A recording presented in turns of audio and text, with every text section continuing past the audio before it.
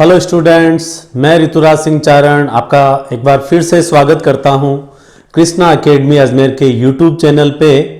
और आज की क्लास में हम पढ़ने जा रहे हैं आपके साइकोलॉजी का एक महत्वपूर्ण विषय है जो साइकोलॉजी के साथ साथ टीचिंग मेथड्स में भी आता है। और अपने टॉपिक का नाम है मापन, मूल्यांकन तथा आकलन। ये जो टॉपिक हम पढ़ने जा रहे हैं, इस टॉपिक में आपके जो नंबर ऑफ क्वेश्चंस पूछे जाते हैं उनकी संख्या 2 से 3 होती है। और साइकोलॉजी के साथ साथ इन टॉपिक्स के जो क्वेश्चन है इस टॉपिक के, वो आपके टीचिंग मेथड्स में भी और पूछे जाते हैं। So let's we should start. हम बात कर रहे हैं स्टूडेंट्स, आज का अपने टॉपिक का नाम क्या है? मापन तथा मूल्यांकन। अब हम पहली कड़ी में यहां पर जो हम बात करेंगे, मापन के साथ साथ हम किसकी बात करने जा रहे हैं? मूल्यांकन की। और मूल्यांकन के साथ आपके एक और नाम लिखा हुआ है आकलन, जिसको हम कहते हैं असेसमेंट। तो देखिएगा इन तीनों वर्ड्स का मीनिंग क्या क्या है, आकलन, मूल्यांकन और मापन का। इनको हम समझने के साथ साथ इनको हम कंपैरेटिव स्टडी भी करेंगे। इनके बारे में जो डिफरेंसेस है वहां से भी आपके एग्जाम में क्वेश्चन पूछा जा सकता है। तो देखिएगा स्टूडेंट, सबसे पहले हम बात करेंगे मापन और मूल्यांकन की। मापन को हम कहते हैं मेजरमेंट। मेजरमेंट यानी किसी भी चीज का माप करना। जैसे कि कोई भी चीज है उसका हम वेट देखते हैं कि वो कितने किलोग्राम की है, या हम किसी की हाइट की बात करते हैं कि वो किसी की हाइट 6 फीट है या 5 या 5.5 फीट है। या फिर हम किसी भी चीज का जो फिजिकल मेजरमेंट करते हैं कि भाई हाइट कितना है, चेस्ट कितना है। या फिर आपने वो गाना सुना होगा, लक 28 कुड़ीदा 47 वेट कुड़ीदा। यानी हम दोनों ही जगह 47 वेट कुड़ीदा मतलब वजन कितना कुड़ीगा 47, और लक 20 यानी उनका जो वेस्ट है वो कितना है 20। ठीक है, तो यानी हम मापन के अंदर जिस चीज को हम शामिल करते हैं स्टूडेंट्स, याद रखना, मापन के अंदर हम बात करते हैं नंबर्स की। किसकी बात करते हैं मापन में? नंबर्स की।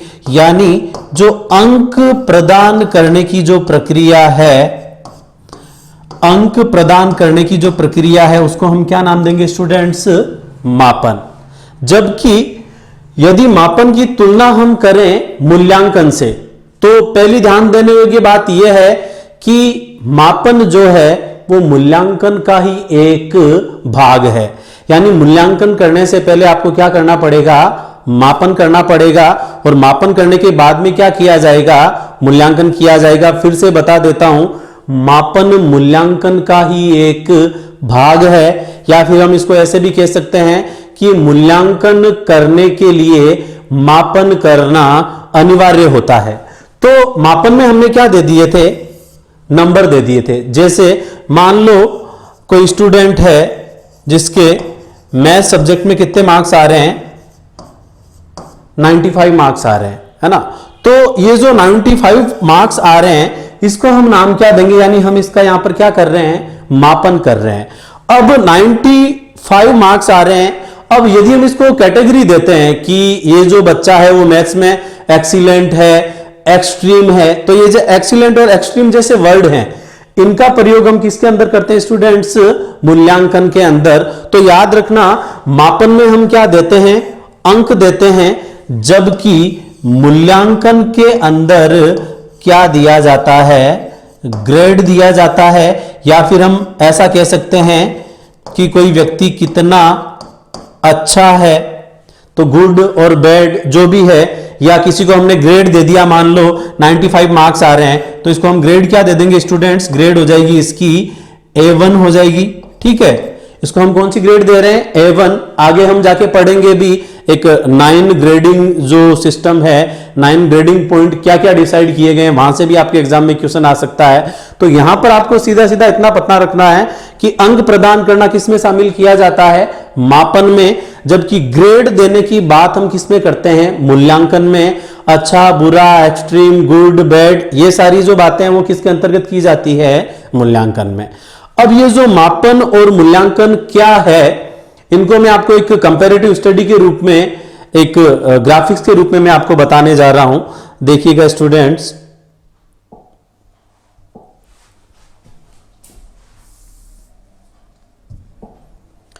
ये देखिएगा, एक तरफ लिखा हुआ मापन और दूसरी तरफ लिखा हुआ है मूल्यांकन। तो देखिएगा स्टूडेंट्स, मापन और मूल्यांकन में कुछ डिफरेंसेस बताए हुए हैं, जहां से आपका मापन और मूल्यांकन का पूरा कॉन्सेप्ट क्लियर हो जाएगा। हम बात करते हैं इनकी कौन कौन से पॉइंट है। मापन में देखिएगा आप, पहला पॉइंट दिया हुआ है, मापन में पहला पॉइंट क्या दिया हुआ आप देखिएगा, एक पॉइंट लिखा हुआ है, इसमें केवल अंक प्रदान किए जाते हैं। मापन में क्या किया जाता है, केवल अंक प्रदान किए जाते हैं, अभी मैंने आपको बताया था। जबकि मूल्यांकन में अंक प्रदान करने के बाद किसका निर्धारण किया जाता है, मूल्यों का निर्धारण किया जाता है। किसका निर्धारण किया जाता है, मूल्यों का। यानी जो किसी चीज की वैल्यूज या मूल्य बताने की जो बात है स्टूडेंट्स, वो किसमें की जाएगी, मूल्यांकन के अंतर्गत। और केवल अंक या नंबर प्रदान करने की जो बात है वो किसमें की जाएगी, आपके मापन में की जाएगी। मैंने आपको बताया ही था कि मूल्यांकन करने के लिए मापन करना अनिवार्य है। आप लैंग्वेज देख सकते हो, अंक प्रदान करने के बाद, अंक प्रदान करना यानी हमने पहले क्या किया, मापन, फिर हमने उसको क्या दिया, मूल्य प्रदान किया, उसकी ग्रेड बताई कि वो अच्छा था या बुरा था, यानी हम उसका मूल्य या वैल्यू निर्धारित कर रहे हैं। ये हम बात किसकी कर रहे हैं यहां पर, मूल्यांकन की। अगला पॉइंट देखिएगा, मापन में एक पॉइंट दे रखा है कि यह केवल और केवल कैसा होता है, मात्रात्मक होता है। यानी मापन में हम केवल और केवल किसकी बात करते हैं स्टूडेंट्स, क्वांटिटी की बात करते हैं। क्वांटिटी की हम बात कर रहे हैं यहां पर, किसी का वेट 80 केजी है, किसी का 70 है, किसी का 50 है, यानी हम यहां पर केवल और केवल किसकी बात कर रहे हैं, मात्रा की बात कर रहे हैं। जबकि मूल्यांकन की प्रक्रिया में क्वांटिटी के साथ साथ स्टूडेंट्स हम किसकी बात करते हैं, क्वालिटी की भी हम बात करते हैं, यानी गुणात्मकता की भी हम बात कर रहे हैं। कैसे, देखिएगा भाई, कोई बच्चा है, ठीक है, वो दिखने में बहुत अच्छा है, उसकी पर्सनैलिटी बहुत अच्छी है, फिजिकल स्ट्रक्चर उसका नैनक्स बहुत अच्छे हैं, ठीक है, यानी यहां पर हम केवल किसकी बात कर रहे हैं, मापन की। लेकिन इन सब चीजों के साथ साथ वो प्रॉब्लम के साथ कैसे डील करता है, उसका किसी भी चीज के प्रति सोचने का नजरिया, दृष्टिकोण या एटीट्यूड कैसा है, वो किसी दूसरे व्यक्तियों के साथ बात कैसे करता है, वो लोगों के साथ पेश कैसे आता है, उसके अंदर सोशल अडेप्टेबिलिटी है या नहीं है, ये सारी जो बातें हैं इनका संबंध किसके साथ होता है, क्वालिटी यानी गुणात्मकता के साथ साथ। तो मूल्यांकन की प्रक्रिया में मात्रात्मक के साथ साथ हम किसकी बात करते हैं, गुणात्मकता की भी बात करते हैं। यानी मूल्यांकन मात्रात्मक तथा गुणात्मक दोनों होता है, जबकि मापन केवल कैसा होता है स्टूडेंट्स, मात्रात्मक। अगला पॉइंट देखिएगा आप डिफरेंस में, तीसरा पॉइंट दे रखा है, मापन में हम केवल एक ही पक्ष को शामिल करते हैं। मापन में हम केवल कितने पक्ष की बात करते हैं, एक पक्ष की। और आपने पढ़ा होगा ब्लूम टैक्सोनॉमी के अंतर्गत कि जो शिक्षण के उद्देश्य हैं ज्ञानात्मक, भावात्मक और क्रियात्मक। तो यहां पर हम मापन में केवल एक ही पक्ष की बात कर रहे हैं, और वो कौन सा पक्ष है स्टूडेंट्स, यहां पर हम केवल और केवल कौन से पक्ष की बात करते हैं, ज्ञानात्मक पक्ष की बात करते हैं। तो जब व्यक्तित्व के किसी एक पक्ष की बात की जाती है, शिक्षण के उद्देश्यों के केवल एक मानसिक पक्ष या ज्ञानात्मक या संज्ञानात्मक पक्ष की बात की जाती है, तो यह केवल और केवल किसका क्षेत्र है, मापन का। और यदि हम ज्ञानात्मक के साथ साथ भावात्मक तथा क्रियात्मक यानी सभी प्रकार के उद्देश्यों की यदि हम प्राप्ति कर रहे हैं, तो ऐसा किसके द्वारा संभव हो पाता है, मूल्यांकन में। तो देखिएगा, मूल्यांकन के अंतर्गत सभी पक्षों को शामिल किया जाता है। सभी पक्षों से तात्पर्य यहां पर क्या क्या है, यहां पर हम ज्ञानात्मक पक्ष की भी बात करेंगे, भावात्मक पक्ष की भी हम बात करेंगे, और कौन से पक्ष की बात करेंगे, क्रियात्मक पक्ष की भी बात करेंगे। इसी डिफरेंस की अगली कड़ी में हम बात करते हैं। चौथा पॉइंट देखिएगा, मापन की जो प्रक्रिया होती है वो केवल और केवल कैसी होती है, औपचारिक। ये पॉइंट थोड़ा अच्छे से समझना, मैं इसको स्टार मार्क कर देता हूं। यहां से आपको ये पॉइंट अच्छे से समझना पड़ेगा, क्वेश्चन डेफिनेटली पूछा जा सकता है। मापन की प्रक्रिया कैसी होती है स्टूडेंट्स, औपचारिक। औपचारिक कैसे, क्योंकि आपके जो एक एकेडमिक ईयर का जो शेड्यूल होता है वो फुली प्लान्ड होता है, वो पूर्व निर्धारित होता है कि कब आपके एग्जाम होगा, कब आपके कौन सी एक्टिविटीज की जाएगी, है ना। तो यहां पर सारी जो प्रक्रियाएं होती है, एक केवल और केवल हम एकेडमिक एक शैक्षिक पक्ष की ही हम यहां पर बात कर रहे हैं। तो ये जो सारी चीजें होती है वो आपकी स्कूल की चार दीवारी तक ही सीमित होती है। सारी जो चीजें होती है इससे रिलेटेड वो पूर्व निर्धारित होती है। इसके अंतर्गत आपके एग्जाम वगैरह कब होंगे वो सारी डेटे प्री प्लान्ड होती है। इसलिए मापन केवल और केवल कैसा होता है, औपचारिक होता है। जबकि मूल्यांकन की यदि हम बात करें स्टूडेंट्स, तो मूल्यांकन कैसा होता है, अनौपचारिक होता है, यानी इनफॉर्मल होता है।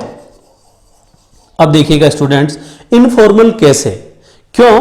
क्योंकि मापन में तो हम केवल एक स्कूल की चार दीवारी तक की चीजों को शामिल कर रहे थे, जबकि मूल्यांकन अनौपचारिक इसलिए होता है क्योंकि इसके अंदर आपकी होलसम पर्सनैलिटी, आपके व्यक्तित्व के सभी पहलुओं की यहां पर बात की जाती है कि भाई आप पढ़ने में कैसे हो, साथ साथ आप दूसरे लोगों के साथ कैसे ट्रीट करते हो, आप स्पोर्ट्स में कैसे हो, आप कल्चरल इवेंट में कैसे हो, यानी आपके व्यक्तित्व के सभी पहलुओं की जो बात की जाती है।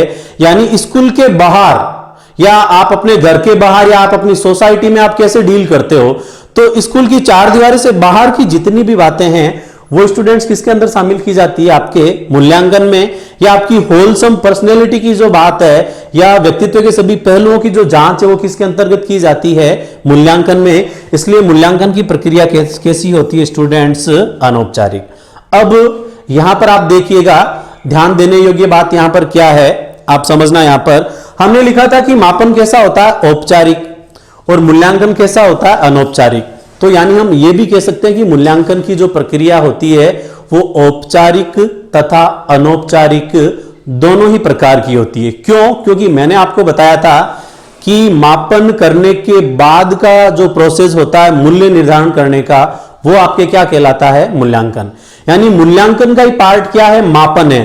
तो मापन कैसा था, औपचारिक, और मूल्यांकन कैसा था, अनौपचारिक। तो मापन मूल्यांकन का ये एक पार्ट है, तो इसलिए ये क्या हो जाएगा, औपचारिक तथा अनौपचारिक दोनों। जैसा कि हमने ऊपर भी पढ़ा था कि ये मात्रात्मक तथा गुणात्मक दोनों प्रकार का होता है। अगला पॉइंट देखिएगा स्टूडेंट्स, अगला पॉइंट लिखा हुआ है, ये भी अच्छा पॉइंट है कि मापन की जो प्रक्रिया होती है वो कैसी होती है, उद्देश्य परक होती है। उद्देश्य परक को मैं इधर साइड में लिख देता हूं, इधर देखिएगा आप। उद्देश्य परक से यहां पर तात्पर्य है मापन का जो नेचर होता है स्टूडेंट्स, वो कैसा होता है, ऑब्जेक्टिव होता है। मापन का नेचर कैसा होता है, ऑब्जेक्टिव। ऑब्जेक्टिव जो होते हैं वो सभी लोगों के लिए कैसे होते हैं, इक्वल होते हैं, समान होते हैं, ये उद्देश्य परक होता है। जबकि यदि हम मूल्यांकन की बात करें तो मूल्यांकन जो है वो ऑब्जेक्टिव की बजाय कैसा होता है स्टूडेंट्स, सब्जेक्टिव होता है। यानी मूल्यांकन की जो प्रक्रिया है वो कैसी होती है, व्यक्तिपरक। कैसे, देखो मापन उद्देश्य पर कैसा था, उद्देश्य जैसे कि ज्ञानात्मक उद्देश्य क्या निर्धारित किए गए हैं, भावात्मक उद्देश्य क्या निर्धारित किए गए हैं, या क्रियात्मक उद्देश्य क्या निर्धारित किए गए हैं। तो उद्देश्य सभी के लिए एक ही तरह से निर्धारित होते हैं, इसलिए यह प्रक्रिया कैसी हो जाती है, आपके उद्देश्य परक या ऑब्जेक्टिव। जबकि व्यक्तित्व के जो व्यक्तित्व की यदि हम बात करें, व्यक्तित्व के सामाजिक, मानसिक या संवेगात्मक पहलू की यदि हम बात करें तो वो सभी व्यक्तियों में, सभी स्टूडेंट्स में एक जैसा नहीं हो सकता। यहां पर हम इंडिविजुअल डिफरेंसेस, व्यक्तिगत विभिन्नता की हम बात कर रहे हैं। तो व्यक्तित्व के सभी पहलू जो हैं वो सभी लोगों में कैसे पाए जा सकते हैं, अलग अलग पाए जा सकते हैं। इसलिए मूल्यांकन की प्रक्रिया कैसी होती है स्टूडेंट्स, व्यक्तिपरक होती है। ये कैसी होती है, सब्जेक्टिव होती है। कैसे, जैसे मान लो हमने बात कर ली ऑब्जेक्टिव में ज्ञानात्मक पक्ष की, तो ज्ञानात्मक में हम बात करते हैं किसकी, प्रत्याभिज्ञान और प्रत्यास्मरण, तो ये सब लोगों के लिए इक्वल होता है। लेकिन सब्जेक्टिव के अंदर यदि हम बात करें, व्यक्तिपरक की हम बात करें, तो लोगों के संवेगों में अंतर पाया जाता है। कोई व्यक्ति कितना सोशल है, उसके अंदर सोशल अडेप्टेबिलिटी है या नहीं है, ये सारी बातें जो है वो सभी लोगों में क्या हो सकता है, अंतर हो सकता है। इसलिए मूल्यांकन की प्रक्रिया कैसी हो जाएगी स्टूडेंट्स, व्यक्तिपरक हो जाएगी। अगला डिफरेंस देखते हैं, मापन में हम केवल और केवल कौन से पक्ष को शामिल करते हैं, शैक्षिक पक्ष। मैंने आपको बताया था कि मापन जो है वो केवल और केवल स्कूल की चार दीवारी तक ही सीमित होता है। यानी हम केवल और केवल एकेडमिक या स्कॉलस्टिक पक्ष या शैक्षिक पक्ष की जो हम बात करते हैं वो किस में करते हैं, मापन में। जबकि शैक्षिक के साथ साथ सह शैक्षिक गतिविधियां यानी को करिकुलर एक्टिविटीज की जो हम बात करते हैं वो हम स्टूडेंट्स किस में करेंगे, मूल्यांकन में। तो मूल्यांकन में शैक्षिक गतिविधियों के साथ साथ कौन सी गतिविधियों की बात की जाती है, सह शैक्षिक गतिविधियों की बात की जाती है। जरूरी नहीं है कि कोई बंदा पढ़ने में ही अच्छा हो, वो खेल में भी अच्छा हो सकता है, वो एक अच्छा वक्ता हो सकता है, और वो एक अच्छा डांसर हो सकता है, एक अच्छा पेंटर हो सकता है। तो जितना एकेडमिक की वैल्यू है अपनी लाइफ में, उतनी की इतनी जो वैल्यू है वो को करिकुलर एक्टिविटीज की है। इसीलिए सतत और जो व्यापक मूल्यांकन है उसके अंदर सह शैक्षिक गतिविधियों के ऊपर बहुत अधिक बल दिया गया है। अगले पॉइंट की हम बात करते हैं। देखिएगा मापन का लास्ट पॉइंट क्या दे रखा है स्टूडेंट्स, देखना। मापन मूल्यांकन का ही एक अंग है या मापन मूल्यांकन का ही एक भाग है। मैंने आपको बताया ही था, क्योंकि पहले मापन होगा, उसको नंबर प्रदान करेंगे, फिर उसको वैल्यूज दी जाएगी, उसको ग्रेड या मूल्य दिया जाएगा, जिसकी बात हम किसमें करते हैं, मूल्यांकन। तो ऐसा पूछा जा सकता है कि निम्न में से सत्य कथन कौन सा है। तो देखो, मूल्यांकन के लिए मापन अनिवार्य है, ना कि मापन के लिए मूल्यांकन। फिर से बोल रहा हूं, ऐसी लैंग्वेज आती है सत्य और असत्य कथन छांटने में। मूल्यांकन के लिए क्या अनिवार्य है, मापन अनिवार्य है, लेकिन मापन के लिए मूल्यांकन अनिवार्य नहीं है। तो ये हमने मापन और मूल्यांकन की कंपैरेटिव यहां पर स्टडी की थी, और आप चाहो तो इसका स्टूडेंट्स स्क्रीनशॉट भी ले सकते हैं। आप इसका स्क्रीनशॉट ले लो। ये जो कंपैरेटिव स्टडी हमने आपको करवाई है, इसको आप अच्छे से दोनों को कंपैरिजन आप वापस एक बार याद कर लेना, अपनी कॉपी में नोट डाउन भी कर लेना। अब मापन और मूल्यांकन को मैं आपको एक और ग्राफिक्स के माध्यम से समझाता हूं, देखिएगा।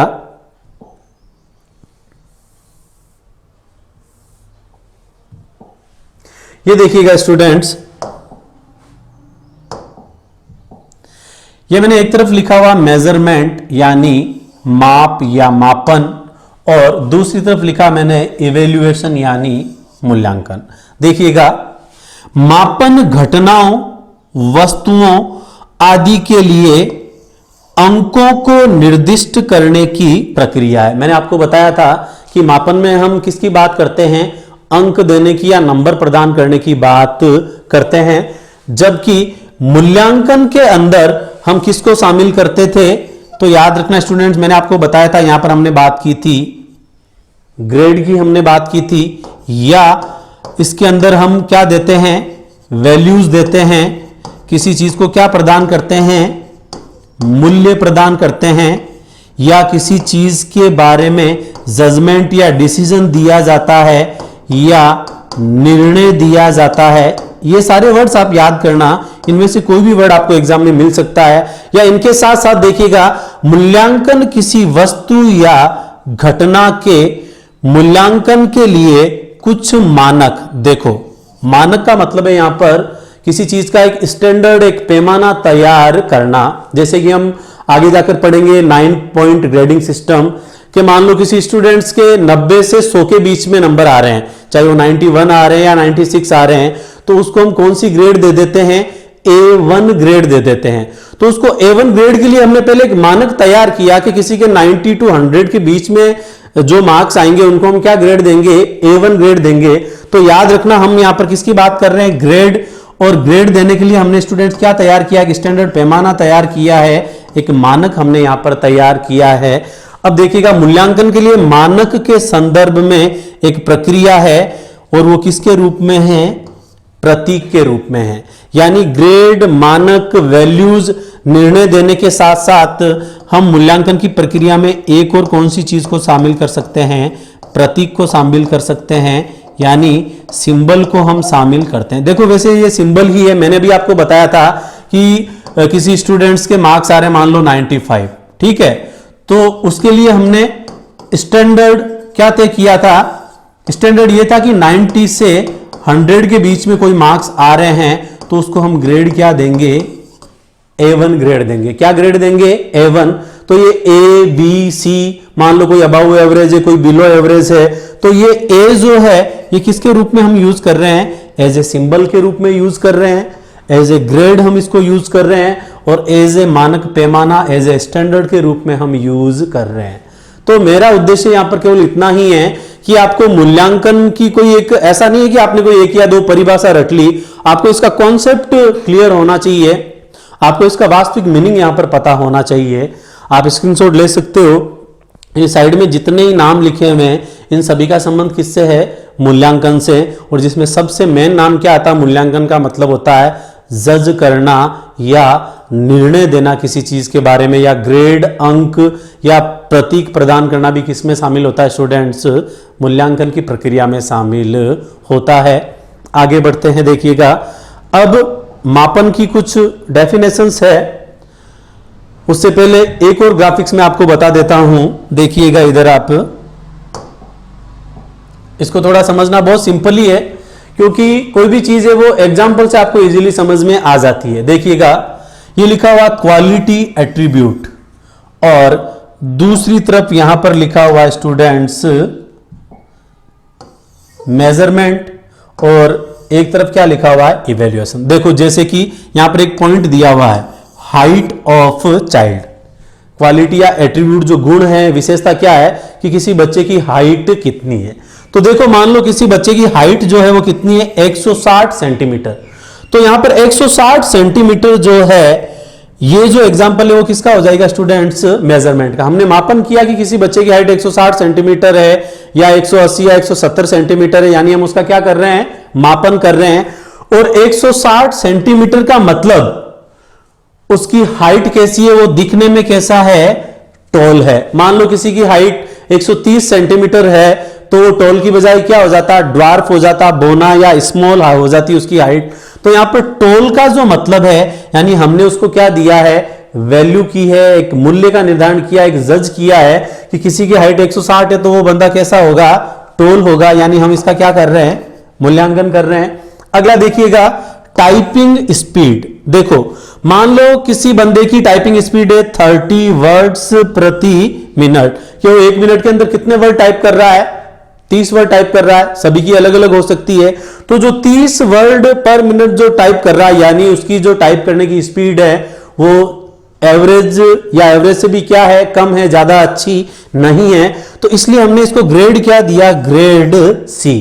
तो देखो 30 वर्ड पर मिनट टाइपिंग की हम बात कर रहे हैं, यानी ये किसका एग्जाम्पल हो जाएगा? मापन या मेजरमेंट का। और ऐसा करना, इसको हमने कौन सी ग्रेड प्रदान की? ग्रेड सी प्रदान की। तो ये किसका एग्जाम्पल हो जाएगा? मूल्यांकन का। तो ऐसा नहीं है कि आपने 7 या 8 पॉइंट जो है कंपैरेटिवली आपने स्टडी कर दिए, आपको वहां पर मापन और मूल्यांकन से रिलेटेड कोई भी कॉन्सेप्चुअल, कोई भी एग्जाम्पल के थ्रू आपको क्वेश्चन पूछा जा सकता है। इसलिए मैंने आपको ये चीज एक ग्राफिक्स के माध्यम से तैयार की है ताकि आपको इजीली आपका कॉन्सेप्ट क्लियर हो जाए। आगे अगली कड़ी में हम बात करते हैं स्टूडेंट्स मापन की परिभाषा की। देखिएगा आप, देखिएगा ये लिखा हुआ है मेजरमेंट। दो परिभाषाएं एक बार देख लो, क्या पता कोई क्वेश्चन डायरेक्टली क्लिक हो जाए। मापन की परिभाषा में देखो आपके पहला नाम दिया हुआ है एमएस स्टीवेंसन। हम किसकी परिभाषा पढ़ने जा रहे हैं स्टूडेंट्स? एमएस स्टीवेंसन की। तो देखिएगा एमएस स्टीवेंसन के अनुसार मापन किन्हीं निश्चित स्वीकृत नियमों के अनुसार वस्तुओं को अंक प्रदान करने की प्रक्रिया है। फिर से रिपीट कर रहा हूं, एमएस स्टीवेंसन की परिभाषा क्या है? मापन किन्हीं निश्चित स्वीकृत नियमों के अनुसार, यानी हम यहां पर निश्चित और स्वीकृत नियमों की बात कर रहे हैं। इसके अनुसार वस्तुओं को अंक प्रदान करने की प्रक्रिया को इन्होंने क्या कहा है? मापन। तो पूरी परिभाषा याद करने की बजाय आप एक कीवर्ड याद कर सकते हो कि एमएस स्टीवेंसन ने अपनी परिभाषा में किसकी बात की है? मापन की परिभाषा में अंक प्रदान करने की बात जो है वो किसकी परिभाषा में आती है? MS Stevenson. सेकंड परिभाषा देखिएगा, अगली परिभाषा आ रही है स्टूडेंट्स ब्रैडफील्ड तथा मरीडॉक। किसकी परिभाषा है? ब्रैडफील्ड तथा मरीडॉक। तो देखिएगा ब्रैडफील्ड तथा मरीडॉक क्या कहते हैं? किसी तथ्य के विभिन्न आयामों को प्रतीक प्रदान करना ही क्या कहलाता है? मापन कहलाता है। तो इनकी परिभाषा में इन्होंने जो मेन बात की है स्टूडेंट्स, वो किसकी की है? प्रतीक प्रदान करना। देखो ये डेफिनेशन है, सभी राइटर्स के अपने अलग अलग व्यूज है, ठीक है ना। तो आप कंफ्यूज मत हो जाना, क्योंकि हमने प्रतीक या सिंबल प्रदान करने की जो बात है वो मापन की बजाय किसमें की थी स्टूडेंट्स, मूल्यांकन में की थी। तो उस कॉन्सेप्ट को यहां पर आपको रिलेट मत कर लेना, ये क्योंकि पर्टिकुलर किसकी विचारधारा है, ब्रैडफील्ड तथा मरीडॉक की विचारधारा है। तो फिर से रिवाइज कर रहा हूं, ब्रैडफील्ड तथा मरीडॉक की परिभाषा में आपको केवल क्या याद रखना है, इन्होंने मापन के अंदर क्या प्रदान करने की बात की है, प्रतीक प्रदान करना। फिर से रिवाइज कर रहा हूं, एक परिभाषा हमने पढ़ी है एमएस स्टीवेंसन, जो कि अंक या नंबर प्रदान करने की बात करते हैं, और दूसरी जो आपकी परिभाषा है वो है ब्रैडफील्ड तथा मरीडॉक, जो अंक की बजाय क्या प्रदान करने की बात करते हैं, प्रतीक प्रदान करने की बात करते हैं। पूरी परिभाषा को हूबहू क्रैम करने की आपको आवश्यकता नहीं है, एक में अंक प्रदान करने की बात हो रही है और दूसरे में प्रतीक प्रदान करने की बात हो रही है, केवल आपको राइटर का और ये कीवर्ड यदि आपको याद है तो परिभाषा का क्वेश्चन आपका गलत नहीं होगा। अब देखिएगा स्टूडेंट्स, अगली कड़ी में जो हम बात करने जा रहे हैं वो आप देखिएगा। अब हम यहां पर बात करेंगे, एक तो आपके पॉइंट आता है असेसमेंट, जिसको हम हिंदी में कहते हैं आकलन, और दूसरा आपके यहां पर नाम आता है इवैल्यूएशन, जिसको हम क्या कहते हैं, मूल्यांकन। आप ध्यान से देखना, मैं इसको स्टार मार्क कर देता हूं, क्योंकि इनके कॉन्सेप्ट से एक क्वेश्चन पूछे जाने की बहुत अच्छी वाली संभावना स्टूडेंट्स रहेगी। आप गौर से देखिएगा, क्योंकि जनरली मापन और मूल्यांकन के जो कॉन्सेप्ट है वो जनरली लोगों को पता होते हैं, लेकिन आकलन क्या, what is the means of assessment, यहां असेसमेंट से 101% आपके एग्जाम में एक क्वेश्चन आएगा। असेसमेंट के अंदर क्या क्या पॉइंट्स आते हैं, पहले हम बात करेंगे असेसमेंट के अंदर और जो इवैल्यूएशन है उसकी प्रक्रिया में डिफरेंस क्या है। तो मैं आपको इस चीज को भी एक टेबल के माध्यम से बता देता हूं स्टूडेंट्स, गौर से देखिएगा। एक तरफ मैंने लिखा हुआ है आकलन यानी असेसमेंट, और दूसरी तरफ मैंने लिखा है इवैल्यूएशन यानी मूल्यांकन, ठीक है। तो इन दोनों चीजों में क्या डिफरेंस है आप देखिएगा। सबसे पहले हम यहां पर बात कर रहे हैं स्टूडेंट्स आकलन की। तो देखना, आकलन के अंदर हम जो बात करते हैं वो किसकी बात करते हैं, फीडबैक की बात करते हैं। किसकी बात करते हैं स्टूडेंट्स, फीडबैक, कि किसी चीज को पृष्ठ पोषण देना या प्रतिपुष्टि, या इसी को हम क्या कर सकते हैं, फीडबैक कह सकते हैं। जैसे कि मान लो किसी बच्चे ने कितना लर्न कर लिया है, ठीक है, तो हम उसको क्या दे रहे हैं, फीडबैक दे रहे हैं। और साथ ही साथ यहां पर फीडबैक में देखो दो चीजें शामिल हो सकती है, एक तो यह कि बच्चे ने कितना सीखा है। आपने जो फीडबैक दिया है उसमें आप बच्चे की परफॉर्मेंस के बारे में आप बताओगे कि बच्चे ने इतना सीखा है। साथ ही साथ फीडबैक में एक और चीज को इंक्लूड किया जाता है, और वो है स्टूडेंट्स कि बच्चा जो है उसको अपनी लर्निंग में, अपने अधिगम में कितना इंप्रूव करना है, इसकी बात भी स्टूडेंट किसमें की जाती है, फीडबैक में। वापस बता देता हूं, बच्चे ने कितना सीखा है, ज्यादा सीखा है, एवरेज सीखा है, कम सीखा है, उसने जितना भी सीखा है उसकी बात हम किसमें कर रहे हैं, फीडबैक में। और फीडबैक यानी हम ये किसका पार्ट मान रहे हैं, असेसमेंट यानी आकलन का। साथ ही साथ हम ये बात कर रहे हैं कि बच्चे ने कितना सीखा है, यानी उसको अभी और कितना सीखे जाने की आवश्यकता है, यानी वो कितना पानी के अंदर है और कितना पानी के बाहर है, यानी उसको अपने लर्निंग में, अपने अधिगम में कितना इंप्रूव करने की आवश्यकता है। इसकी भी हम जो बात करते हैं स्टूडेंट्स, वो किसके अंतर्गत करते हैं, फीडबैक में बात करते हैं, यानी असेसमेंट या आकलन की प्रक्रिया में हम इसकी बात करते हैं। जबकि मूल्यांकन की प्रक्रिया में फीडबैक की बजाय जो नाम आता है स्टूडेंट्स, वो आपके आता है डिसाइड करना, यानी किसी चीज का क्या देना, निर्णय देना जो है वो किसमें शामिल किया जाता है, मूल्यांकन में। ये पहला पॉइंट बहुत महत्वपूर्ण है, कैसे अभी मैं आपको फिर से बताऊंगा, आप देखिएगा स्टूडेंट्स। डिसाइड करने का मतलब क्या है, यानी जो बच्चे का जो फाइनल रिजल्ट जो हम बताते हैं कि बच्चे का फाइनल रिजल्ट क्या रहा, उसने टॉप किया या वो फेल हुआ, तो निर्णय देने की जो बात है वो किसमें शामिल की जाती है, मूल्यांकन में बात की जाती है। यानी मूल्यांकन के अंदर आप अपने लर्निंग प्रोसेस में इंप्रूव नहीं कर सकते, आप अधिगम की प्रक्रिया में आपको सुधार करने का मौका नहीं मिलता। क्यों? क्योंकि निर्णय देने का मतलब आपका फाइनल रिजल्ट बताने से है। यानी हम यहां पर साल भर का जो आपका जितने भी आपने काम किए उनका जो एंड का जो प्रोसेस है उसकी बात हम किस में करते हैं? मूल्यांकन में। यानी सीधा सीधा मतलब है, डिसाइड करने का तात्पर्य क्या है? बच्चा अपनी अधिगम प्रक्रिया को इंप्रूव नहीं कर सकता, जबकि आकलन के अंदर फीडबैक दिया जाता है बच्चे ने कितना सीखा है और उसको और कितना ज्यादा सीखने की आवश्यकता, यानी वो अपने सीखने की प्रक्रिया में क्या कर सकता है? सुधार कर सकता है। इसी कड़ी में देखिएगा मापन और मूल्यांकन में हम जो अगला जो डिफरेंस करने की बात कर रहे हैं, देखिएगा स्टूडेंट्स, नेक्स्ट पेज ले लेते हैं। हम किस में डिफरेंस पढ़ रहे थे स्टूडेंट्स? एक तो था आपके आकलन यानी असेसमेंट, और दूसरा हम यहां पर बात किसकी कर रहे थे? मूल्यांकन यानी इवैल्यूएशन।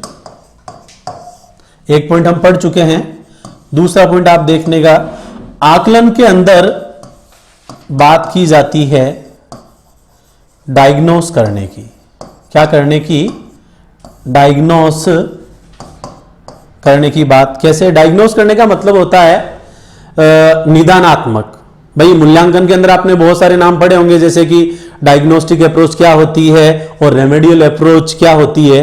तो आकलन के अंदर हम कौन से पहलू की बात कर रहे हैं? हम यहां पर डायग्नोस करने की बात कर रहे हैं कि कोई भी बच्चा जो है उसके कौन से पार्ट में कमी रही है। तो किसी चीज की कमी का पता लगाना या किसी के भी गलत व्यवहार करने के कारण का पता लगाने की जो बात है वो किस में की जाती है? डायग्नोस करने में बात की जाती है, निदानात्मक तरीके में बात की जाती है। तो डायग्नोस करने की बात हम किस में करते हैं? असेसमेंट में यानी आकलन में। जबकि मूल्यांकन की प्रक्रिया में डायग्नोस की बजाय स्टूडेंट्स बात किसकी की जाती है? जजमेंट की बात की जाती है। किसकी बात की जाती है? जजमेंट की बात की जाती है। तो यहां पर डायग्नोस किया जाता है, जबकि यहां पर केवल और केवल क्या दिया जाता है? जजमेंट दिया जाता है, एक निर्णय सुनाया जाता है। ठीक है।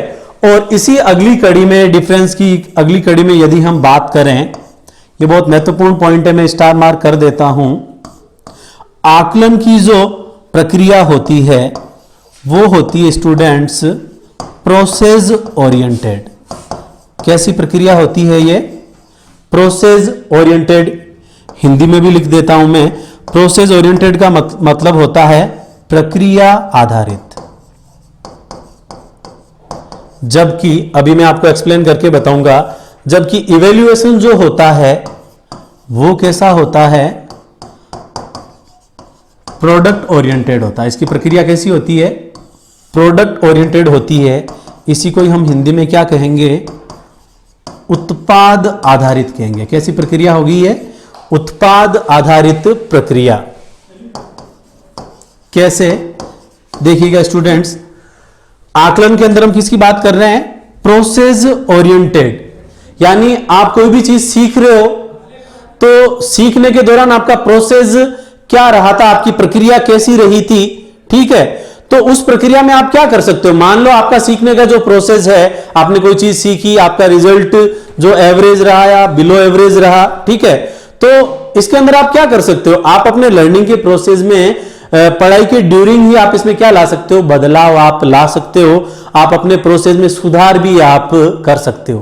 तो प्रोसेस ओरिएंटेड में क्या होता है? समय के साथ साथ आप अपने सीखने के तरीकों में बदलाव आप कर सकते हो, आप बुरे से अच्छे ट्रैक पे आप आ सकते हो। लेकिन मूल्यांकन जो होता है उसका प्रोसेस कैसा होता है स्टूडेंट्स? प्रोडक्ट ओरिएंटेड, उत्पाद आधारित प्रक्रिया। क्या आपने कोई भी काम किया या आपने कोई बिजनेस किया या आपने कोई भी पढ़ाई की तो उसका फाइनल रिजल्ट क्या रहा? तो जो फाइनल रिजल्ट बताने की जो बात होती है, प्रोडक्ट ओरिएंटेड का मतलब क्या हो जाएगा? यहां पर हम बात किसकी करेंगे? Final result.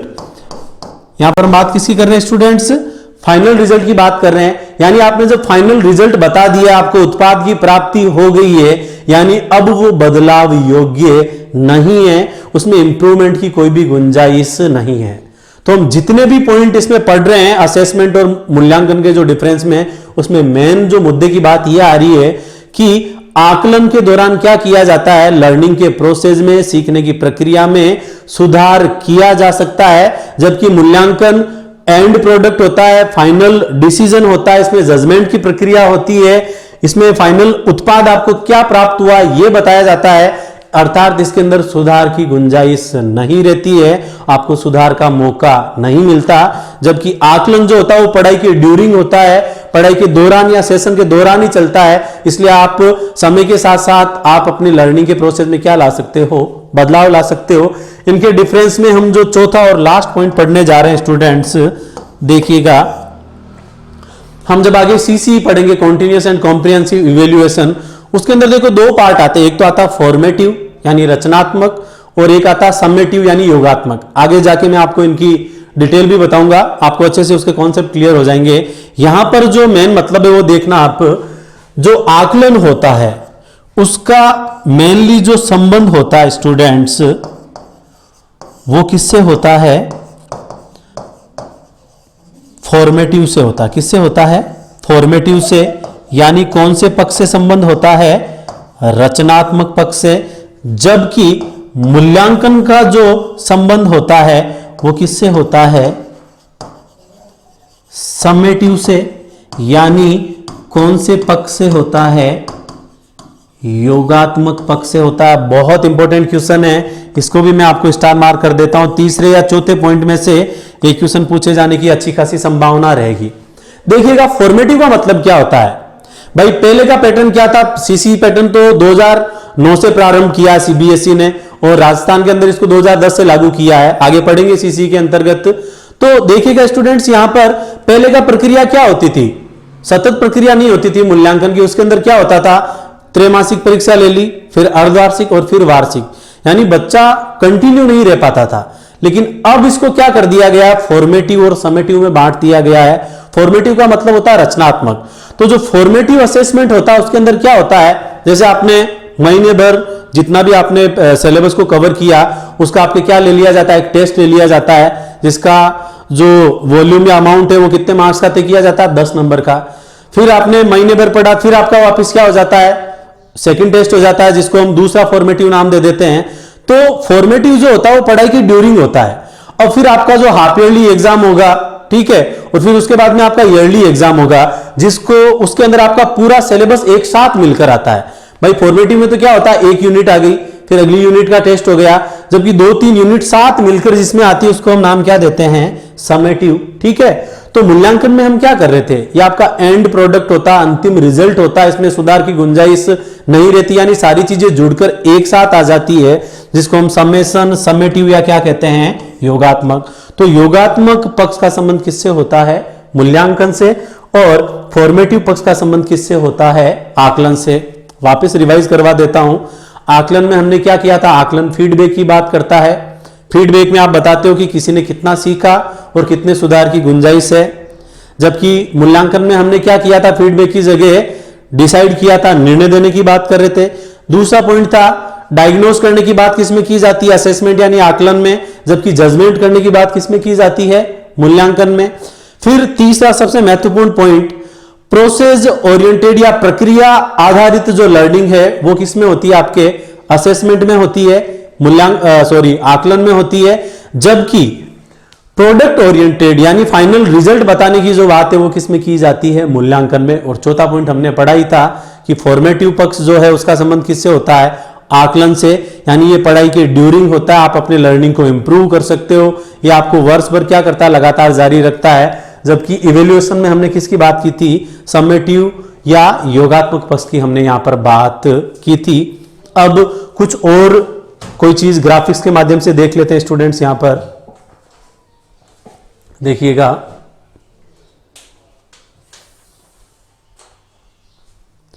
अब हम यहां पर जो बात करने जा रहे हैं स्टूडेंट्स वो बहुत महत्वपूर्ण है। आप देखिएगा, यहां पर अब हम बात करेंगे टाइप्स ऑफ असेसमेंट। ढंग से समझना, कॉन्सेप्ट वाली चीज है, यानी टाइप्स ऑफ असेसमेंट का मतलब क्या हो जाएगा, आकलन के प्रकार, आकलन के प्रकार। तो टाइप्स ऑफ असेसमेंट की यदि हम बात करें तो आकलन के यहां पर हम कितने टाइप की बात करेंगे, 3 टाइप की हम यहां पर बात करेंगे। तीनों टाइप कौन कौन से हैं देखना आप यहां पर। असेसमेंट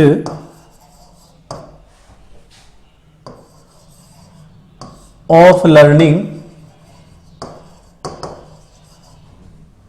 और दूसरा यहां पर हम बात करेंगे असेसमेंट फॉर लर्निंग और तीसरा हम यहां पर बात करेंगे असेसमेंट एज लर्निंग। देखिएगा आप इंग्लिश के अंदर प्रेपोजिशंस पढ़ते हो, यहां पर हम बात किसकी कर रहे हैं, ऑफ, फॉर और एज। मेन आपको इन 3 चीजों पे ध्यान देना है, क्योंकि देखो यहां पर मिक्सअप होने की संभावना रहती है।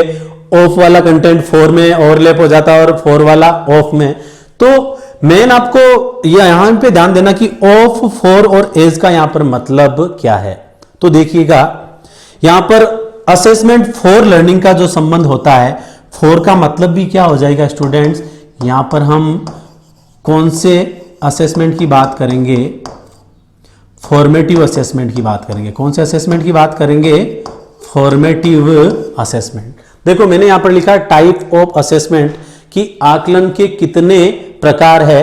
तो देखिएगा मेनली जो प्रकार है वो डिसाइड करने के कितने तरीके हैं, 3 तरीके हैं और 2 सीधे सीधे जो प्रकार है वो तो आपको याद ही है। एक तो कौन सा असेसमेंट हो जाएगा, फॉर्मेटिव असेसमेंट, जब मैंने आपको डिफरेंस किया था तब बताया ही था। और दूसरा कौन सा असेसमेंट हो जाएगा स्टूडेंट, समेटिव असेसमेंट, यानी एक तो रचनात्मक वाला और दूसरा योगात्मक वाला। ठीक है, तो देखो फॉर का जो संबंध होता है वो किससे होता है, फॉर्मेटिव।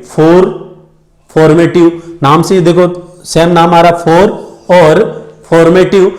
जबकि असेसमेंट ऑफ लर्निंग का जो संबंध होता है वो किससे होता है स्टूडेंट्स, समेटिव असेसमेंट से। किससे होता है स्टूडेंट्स, समेटिव असेसमेंट से। कैसे, मैं आपको बता देता हूं। पहले मैं आपको बता देता हूं असेसमेंट फॉर लर्निंग, जिसका संबंध किससे होता है, फॉर्मेटिव यानी रचनात्मक पक्ष से। यानी इसका मतलब यह होता है, फॉर्मेटिव के अंदर क्या होता है, आपका एक मंथ के अंदर आपने कितना सिलेबस कवर किया, उस सिलेबस का आपके क्या हो जाता है, टेस्ट हो जाता है। ठीक है, अब वो टेस्ट हुआ, आपको फीडबैक मिल गया कि भाई आपके इतने मार्क्स आए। ठीक है, आपका जो भी रिजल्ट रहा, तो आपके पास मौका रहेगा कि जब आपका सेकंड फॉर्मेटिव होगा, एक साल में टोटल हम कितने फॉर्मेटिव लेते हैं, 4 फॉर्मेटिव लेते हैं, जबकि समेटिव की संख्या कितनी होती है, 2 होती है। ये मैं आपको डिटेल में बताऊंगा जब सीसी पैटर्न को हम पढ़ेंगे। तो एक साल में टोटल कितने फॉर्मेटिव, 4 फॉर्मेटिव। तो मान लो एक फॉर्मेटिव के अंदर आपको फीडबैक मिला और आपका फीडबैक कैसा था, थोड़ा बुरा था, तो आपके पास अपने लर्निंग प्रोसेस को इंप्रूव करने की गुंजाइश रहेगी। आपको पता चलेगा कि भाई आप किस सब्जेक्ट में आप कमजोर रहे, तो उसमें ज्यादा मेहनत करके जो सेकंड फॉर्मेटिव आपका होगा उसके अंदर आप क्या कर सकते हो, इंप्रूव कर सकते हो। तो असेसमेंट फॉर लर्निंग का संबंध फॉर्मेटिव असेसमेंट में होता है, जिसका सीधा सीधा मतलब क्या होता है कि यहां पर आप सीखने की जो प्रक्रिया है, अधिगम की जो प्रक्रिया है, उसमें आप क्या कर सकते हो स्टूडेंट्स, सुधार कर सकते हो। क्या कर सकते हो, सुधार कर सकते हैं।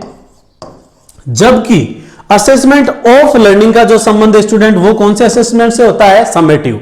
समेटिव का मतलब क्या होता है, समिट यानी जमा करा देना। मैं लिख देता हूं, इधर देखिएगा, आप साइड में लिख देता हूं। समेटिव का मतलब किससे होता है, समिट कर देना, या इसी को ही हम क्या कहते हैं स्टूडेंट्स, जमा कर देना कहते हैं। क्या कहते हैं हम इसको, जमा कर देना कहते हैं। यानी आपने कोई भी प्रोजेक्ट तैयार किया मान लो, ठीक है, अब उस प्रोजेक्ट को आपने क्या कर दिया, सबमिट कर दिया, सबमिट करवा दिया, तो अब उसके अंदर आपकी कोई भी गलती रही है, ठीक है ना, अब उसमें आप सुधार नहीं कर सकते, क्योंकि समेटिव के अंदर आपका फाइनल रिजल्ट बताया जाता है, एंड प्रोडक्ट आपको क्या प्राप्त हुआ है उसकी यहां पर बात की जाती है। यानी आप यहां पर सीखने के तरीके में कोई भी बदलाव की गुंजाइश यहां पर नहीं रहती। जबकि फॉर्मेटिव में मान लो एक में आपकी कमी रह गई, तो जब दूसरा फॉर्मेटिव होगा तो उसके अंदर आप उसके अंदर सुधार करने की गुंजाइश आपके रहती है। तो समेटिव का मतलब क्या होता है स्टूडेंट? समिट यानी जमा करा देना, एंड रिजल्ट फाइनल रिजल्ट यानी अधिगम की प्रक्रिया में आप यहां पर सुधार नहीं कर सकते।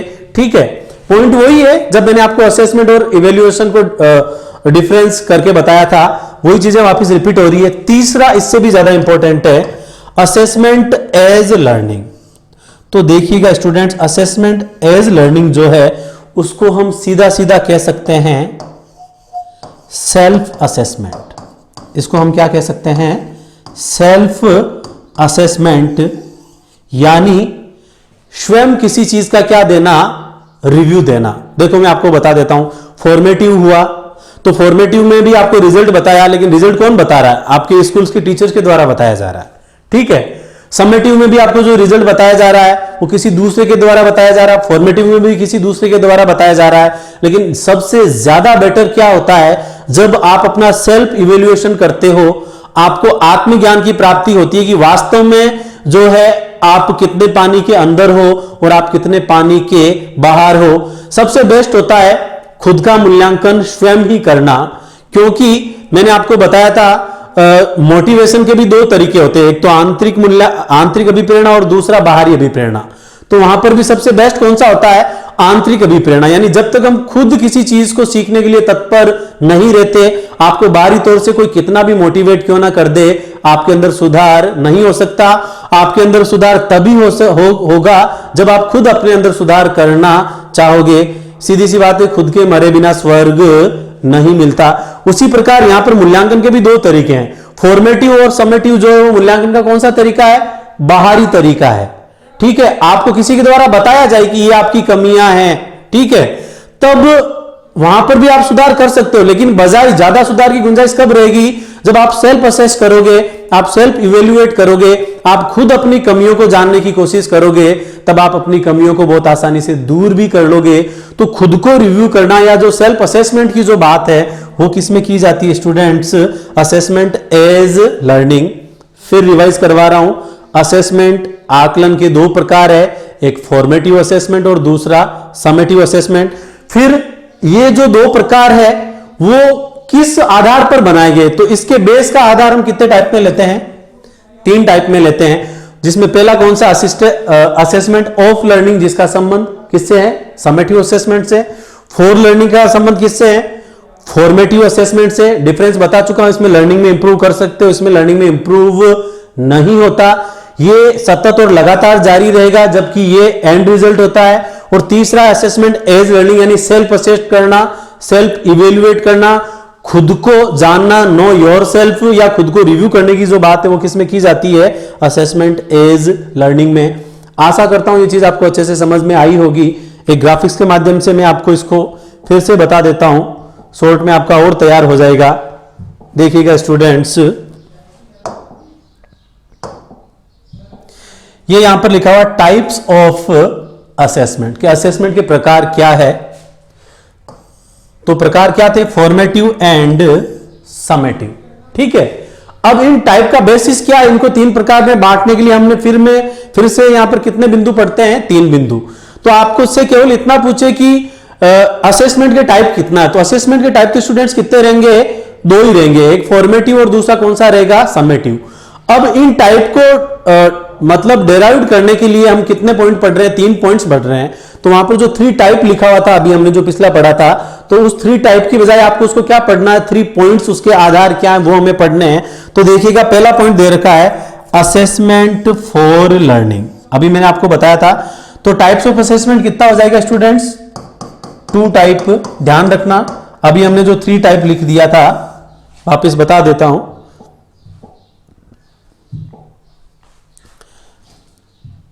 ये देखो, ये जो हमने यहां पर 3 टाइप लिया था, इसकी जगह आपको क्या करना है? 2 टाइप ही करना है। ठीक है, और अब हम इसको एज ए ग्राफिक्स वापस देख लेते हैं, क्या है इसका पूरा प्रोसेस। पहला दे रखा असेसमेंट फॉर लर्निंग, यानी ये कब होता है? ड्यूरिंग इंस्ट्रक्शन, यानी जब आप निर्देश देते रहते हो या आप पढ़ा रहे होते हो, तो पढ़ाई के ड्यूरिंग या इंस्ट्रक्शन देने के दौरान ही जो चीजें होती है उसको हम क्या कहते हैं, असेसमेंट फॉर लर्निंग। जैसे मान लो आप कोई चैप्टर पढ़ा रहे हो और उसी चैप्टर को पढ़ाने के दौरान ही आप किसी चीज को एक्सप्लेन कर रहे हो और चैप्टर पढ़ाया, बच्चों से क्वेश्चन आंसर किए, कैसा फीडबैक आया, आप उसको हाथों हाथ फीडबैक देते हो कि भाई आपको इतना याद है और इतना ज्यादा आपको कॉन्सेप्ट डेवलप करने की आवश्यकता है। यानी पढ़ाई कराने के दौरान या इंस्ट्रक्शन देने के दौरान जो होता है वो कौन सा होता है, असेसमेंट फॉर लर्निंग।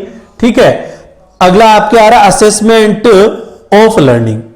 ये कैसा होता है, आफ्टर द इंस्ट्रक्शन, यानी आपने कोई निर्देश दे दिए उसके बाद का जो प्रोसेस होगा, जो निर्देश देने के दौरान जो हो रहा था वो कैसा था, असेसमेंट फॉर लर्निंग। और असेसमेंट ऑफ के अंदर क्या होता है, निर्देश देने के बाद की प्रक्रिया होती है, मैंने आपको बताया था। इसीलिए हमने इसका संबंध किससे जोड़ा था, समेटिव असेसमेंट से। ऐसे का मतलब यहां पर क्या हो जाएगा स्टूडेंट्स, समेटिव असेसमेंट बताया था ना मैंने, क्योंकि इसमें आपका फाइनल रिजल्ट बताया जा रहा है। आप किसी चीज को आप सबमिट करा देते हो, यानी निर्देश देने के बाद की जो प्रक्रिया है वो कौन सा होता है, असेसमेंट ऑफ लर्निंग। इसका संबंध हमने किससे जोड़ा, समेटिव असेसमेंट से, या इसी को हम क्या कह सकते हैं, निर्देश देने के बाद की प्रक्रिया इसमें शामिल की जाती है। और निर्देशन देने के दौरान वाली जो चीज होती है वो क्या होती है, असेसमेंट फॉर लर्निंग। इसीलिए हमने इसका संबंध किससे जोड़ा था, FA से जोड़ा था। यानी FA का मतलब यहां पर किससे था, फॉर्मेटिव असेसमेंट, फॉर्मेटिव असेसमेंट। ठीक है, क्यों, क्योंकि यहां पर पहला टेस्ट हुआ, फर्स्ट फॉर्मेशन, रिजल्ट बता दिया, तो अगले में आप सुधार कर लोगे। जबकि समेटिव एंड रिजल्ट होता है, निर्देश देने का सबसे लास्ट प्रोसेस, यहां पर सुधार की गुंजाइश नहीं रहेगी। और तीसरा और जो सबसे एंड आ रहा है, असेसमेंट एज लर्निंग। तो देखो, students become aware of their own learning. मैंने आपको बताया था ना कि स्टूडेंट्स अपने लर्निंग के लिए खुद ही यहां पर क्या रहेगा, अवेयर रहेगा। तभी मैंने आपको बताया था कि असेसमेंट एज लर्निंग को हम क्या बोलते हैं। इसीलिए हमने इसको अगला नाम क्या दिया था स्टूडेंट्स, इसको हम सेल्फ असेसमेंट कहते हैं। क्या कहते हैं हम इसको, सेल्फ असेसमेंट कहते हैं। क्यों, क्योंकि स्टूडेंट्स खुद जो है अपने आप को लेकर, अपनी पढ़ाई को लेकर, अपने कार्यों को लेकर क्या रहता है, अवेयर रहता है। खुद ही अपनी कार्यों का क्या करता है, मूल्यांकन करता है। तो जितना खुद आप अपने आप को जानने की कोशिश करोगे उतना ही आपके कार्यों में, आपके लर्निंग प्रोसेस में सुधार की जो गुंजाइश है वो बहुत ज्यादा वहां पर रहेगी। स्टूडेंट्स वापस रिवाइज करवा देता हूं, फॉर्मेटिव असेसमेंट यानी फॉर लर्निंग, समेटिव यानी ऑफ लर्निंग, और सेल्फ असेसमेंट यानी एज लर्निंग। इंस्ट्रक्शन के ड्यूरिंग और ऑफ में क्या है, इंस्ट्रक्शन के बाद।